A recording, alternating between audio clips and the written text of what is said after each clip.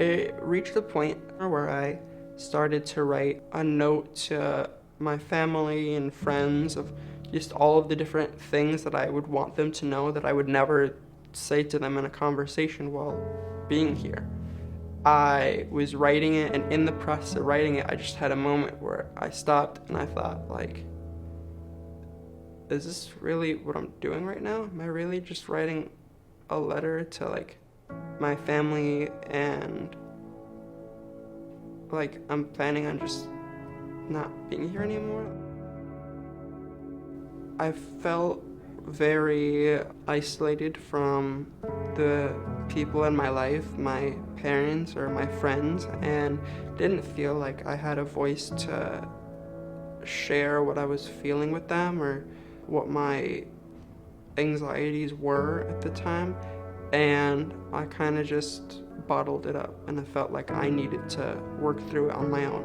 I took it on myself to not burden my parents and not worry them with what I'm going through or what I'm working through, because especially with their difficult backgrounds and the traumas they've gone through, I felt like if they were able to work through their own situations of starvation and my mom's scoliosis and having an alcoholic father, I felt like having support and having food and still not being able to work through it showed that I was weak.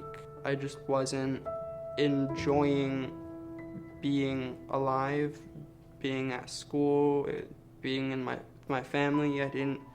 I just didn't enjoy being alive. I didn't really know what therapy was. I just kind of knew that my mom went somewhere to get help and talk to people and stuff. And then I started going to Thrive, and it really helped me. It helped me a lot to have someone to talk to and, like, get my thoughts out and stuff.